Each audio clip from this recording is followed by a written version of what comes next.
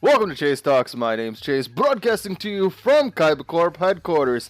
Today, we're asking the age-old question, is Lunalight Wolf better at 2? With no further ado, let's go ahead and hop straight into our first battle of the day.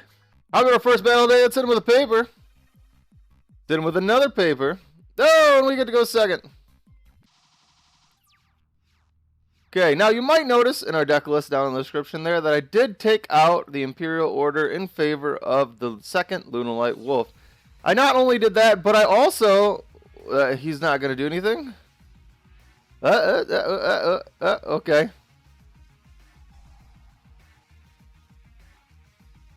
Okay, let's add Kaleido.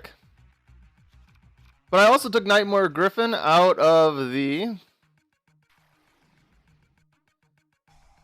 extra deck so that I could add in another down facing link too.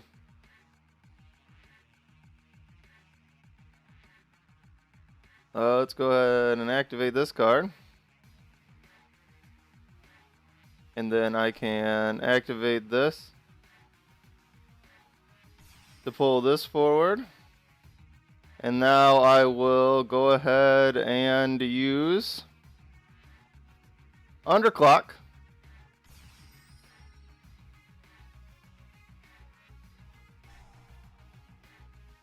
Phantasme? Okay.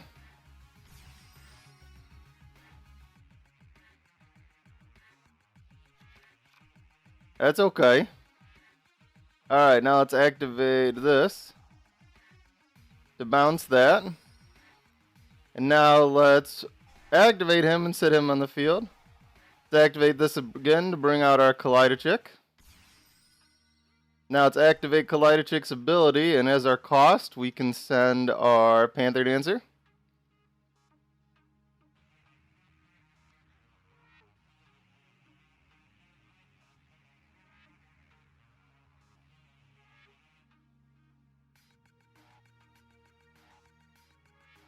He's thinking about something.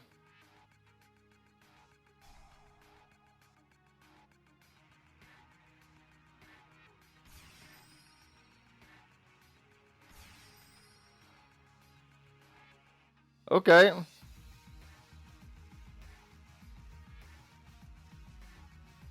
Doesn't it need 2? Oh man, I should have went to Azathot at first to stop the Nibiru.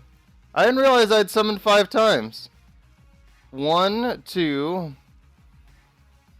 3, 4, 5. I guess I did summon 5 times, didn't I? I should have went to Azathot first.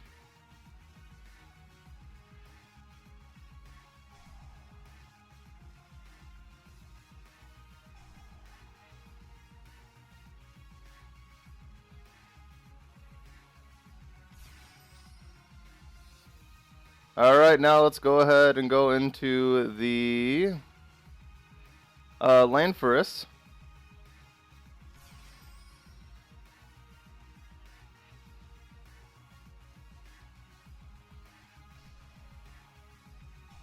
I probably shouldn't have went into Landforest.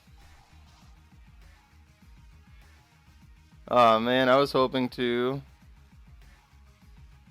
Oh wait, we still might win. We're probably not going to have enough to win, but I can at least activate this ability now.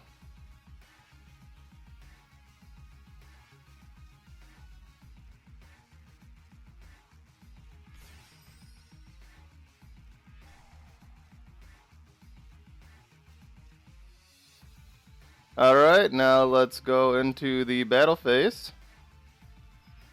Attack his Nibiru token. And let's attack directly, and then let's attack with Landforest. So yeah, we're not going to be able to pick up the win here, but that's okay. Alright, I'll go ahead and end my turn. So we didn't get the win because we got Nibiru'd. I guess I should have went to Azathot. But I guess I didn't think he was going to be playing Nibiru.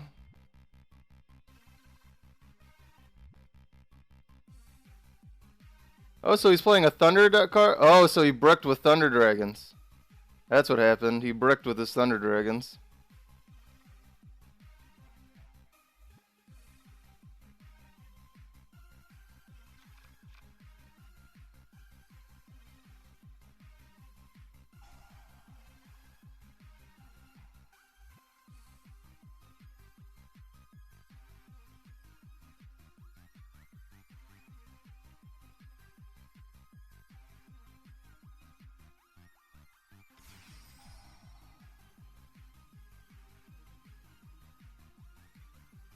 Oh, I guess I could have banished it and stopped its, I could have banished it and stopped its effect, couldn't I have? Yeah, I probably should have done that.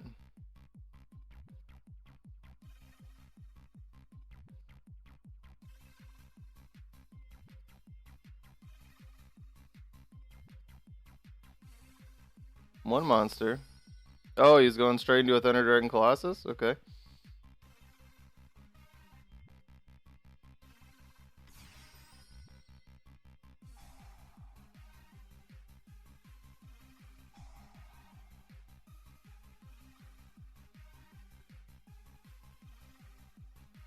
I'll negate Thunder Dragon Roar.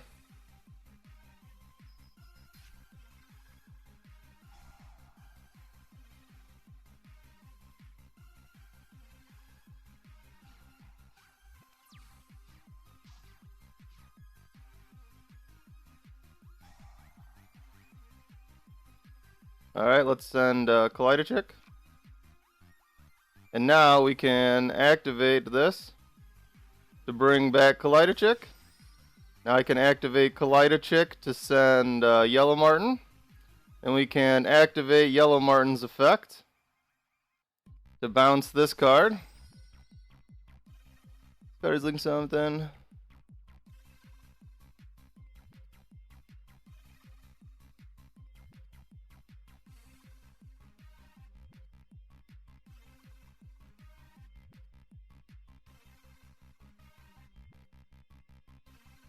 Okay. Let's go into Brotherhood of the Fire Fist Tenki. Or Tiger Fist. Why did I say Tenki? Yep. Let's activate its ability to search another Tenki. We might as well activate it to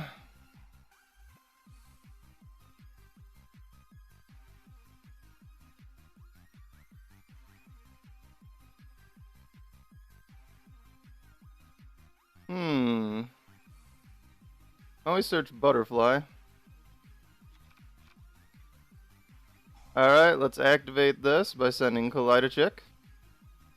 Whoops. Oh no, I didn't mean to click normal summon.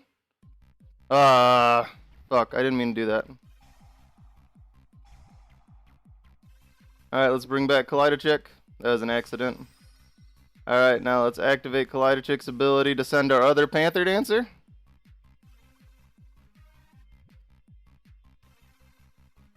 Do you have a second Nibiru? Oh my god, he has a second Nibiru, really?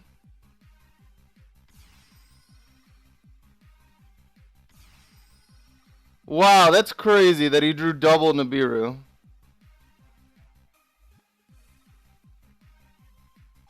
That's okay though, I can still summon Leo Dancer.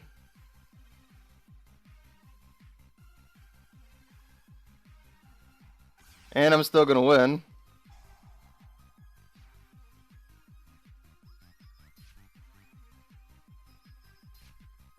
We get Nibiru twice, and it doesn't matter. We still do our combos, and we still win the game after being Nibiru twice. It doesn't even matter. I can't believe that he was able to Nibiru me twice. Double Nibiru, and I don't care. That's why we play 2 Leo Dancers. That's why we play 2 Panther Dancers, so we can go into Leo Dancer twice, just in case anything like this happens.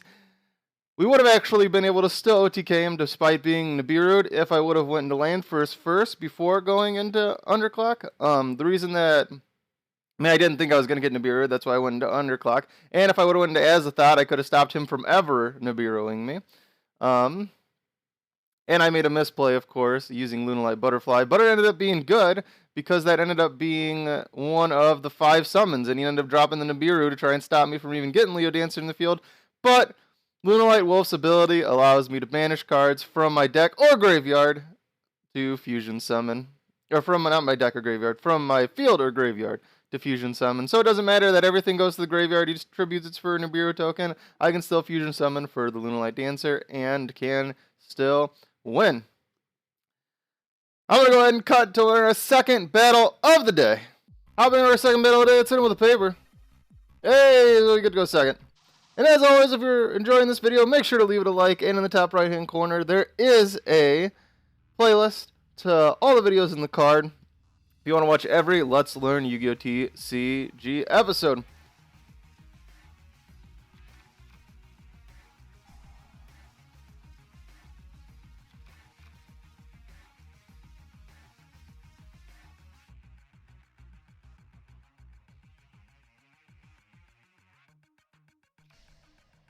He's playing Harpies? Interesting. Whoa, 1, 2.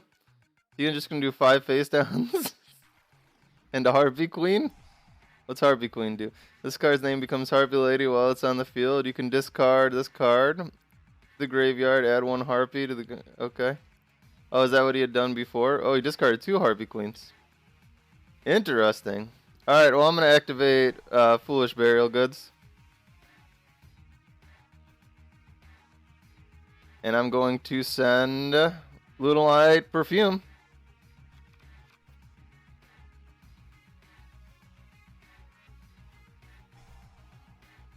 Alright, I'll go ahead and send... let's just send Yellow Marten.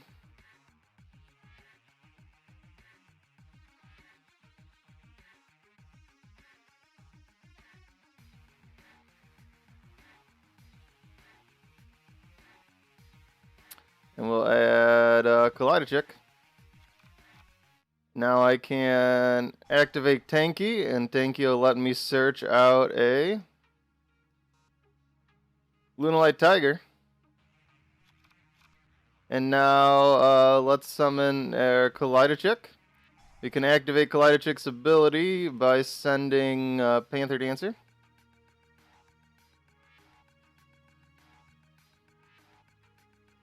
Now we can activate our Tiger. Now we can activate Tiger's ability to bring back Lunalight Marten, Yellow Marten.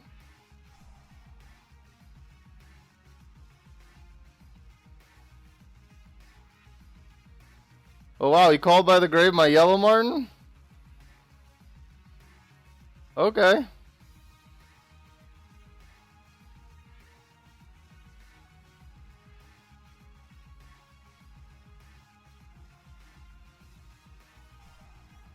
Alright, and let's Pendulum Summon.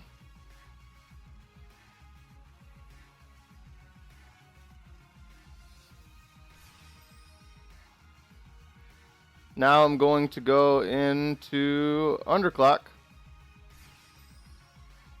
Now we're going to activate this ability.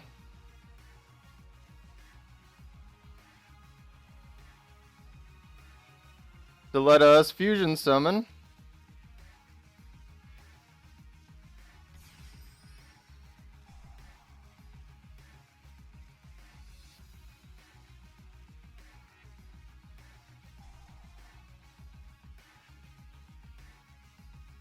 Now we'll reduce its attack to 0. And we'll enter the battle phase and win.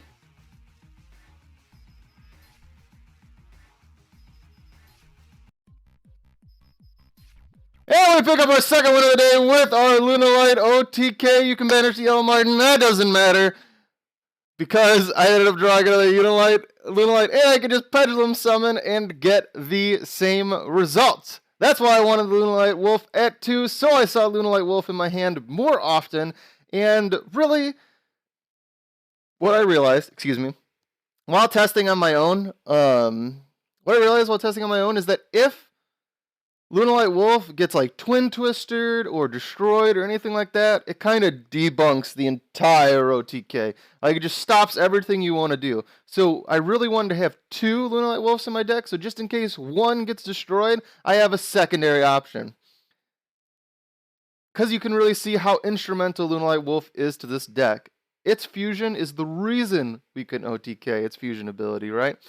The reason that we can OTK is because we get the Lunalight Leo Dancer on the field. It can attack twice. Its attack points are barely missing, which is why we want to add in the extra 1,000 points of damage from Underclock Taker. And Underclock Taker's ability to decrease a monster's attack by the attack of one of your monsters on the field that it points to is super good. Because I can just point, it always is going to point to Lunalight Leo Dancer, so I can always decrease a monster's attack by 3,500, which is going to make most monsters' attack hit 0.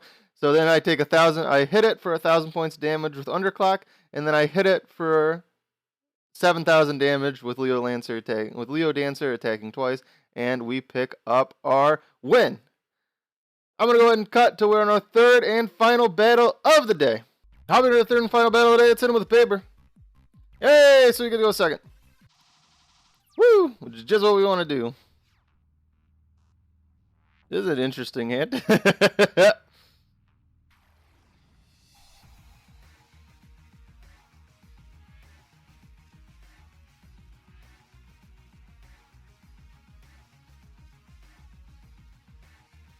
Oh, he's playing Dark Magicians. That's interesting.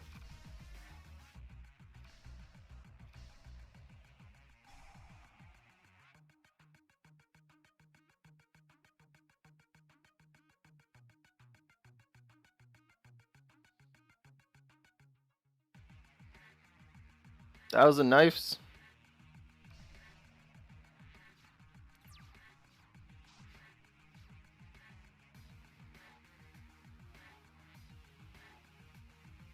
Okay, let's normal summon our Kaleido.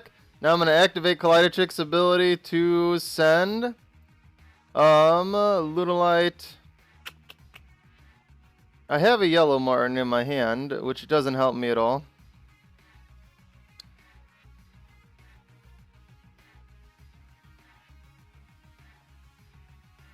I'm going to want to send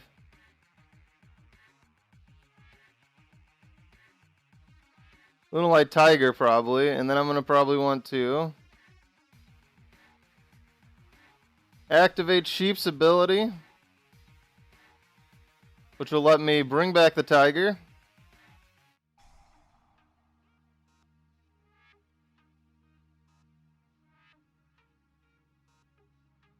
Okay.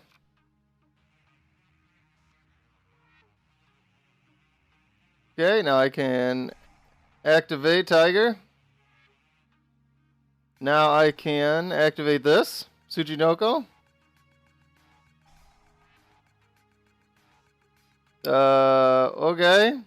I can activate Tsuchinoko. I don't know why people Ash Blossom the Tsuchinoko. It doesn't do anything.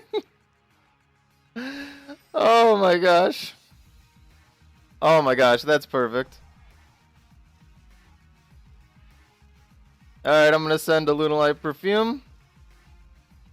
We will activate the Perfume, which will let us send this. Oh, I should have said Serenade Dance. I'm dumb. To bring Lunalight Wolf into my hand. Now I can activate this ability to bring out Yellow Marten.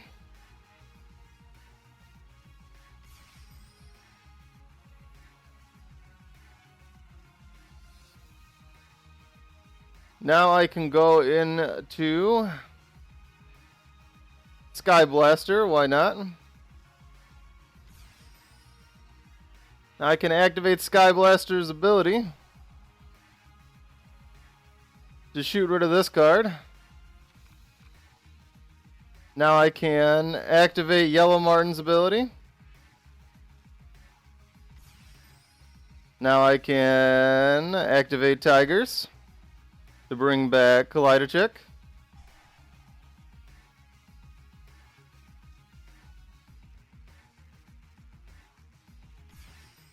Now I can activate Kaleido to send out our Panther Dancer. Okay, now let's send let's bring out Underclock with this guy and this guy. Now I'll activate Wolf.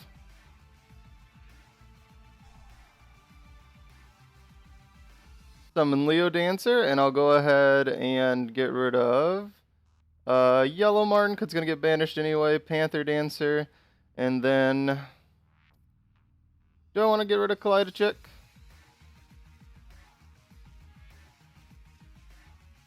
I think it's better to just do Black Sheep right now. Alright, now let's enter the battle phase. We can attack.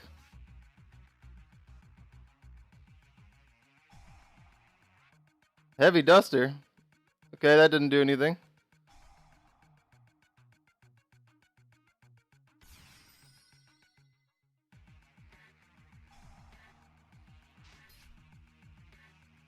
Alright, we're still going to win.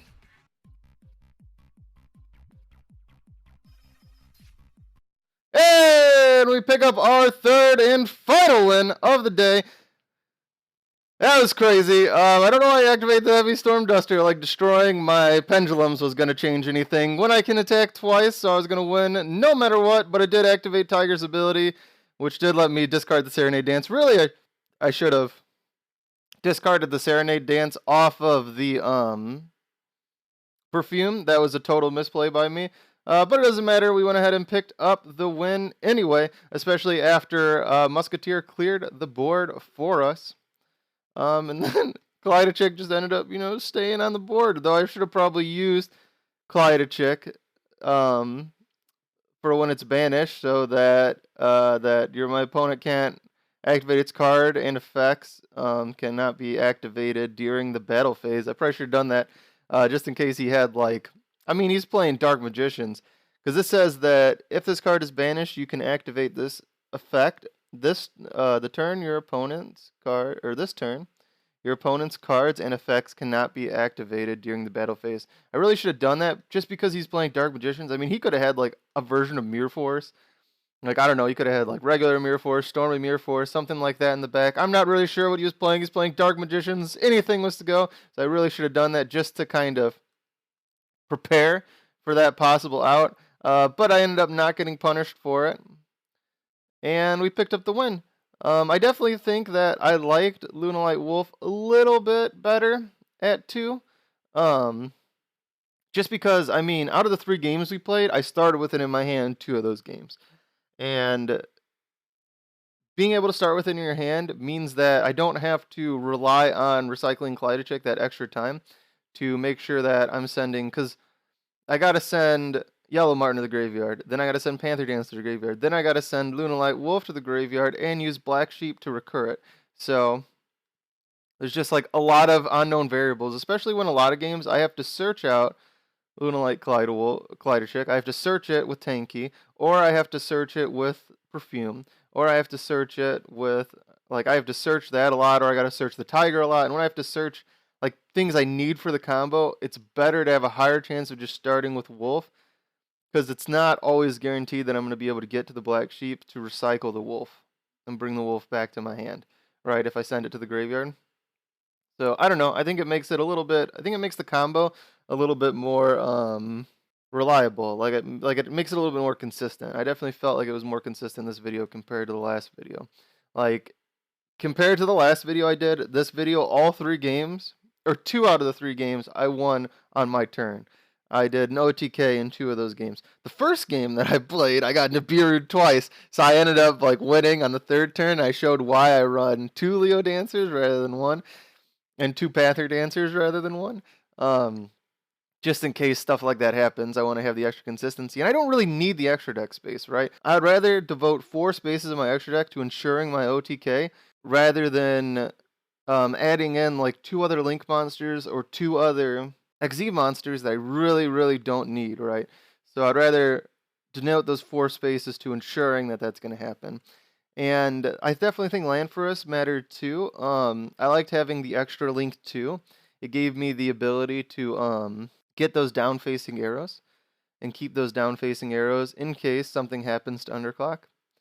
So I definitely think that was a positive change. I do think Beat Cop is probably better, because then if you can use Beat Cop to place the patrol counter on Leo Dancer, and then if Leo Dancer would be destroyed for any reason, you can just remove the patrol counter. I think that's a little bit better. I just decided to choose land for us because it's in the Dual Devastator, and with it being in Dual Devastator, it's very, very accessible, especially to budget players. You buy this box, and you have so much of this extra deck. This entire deck is so cheap.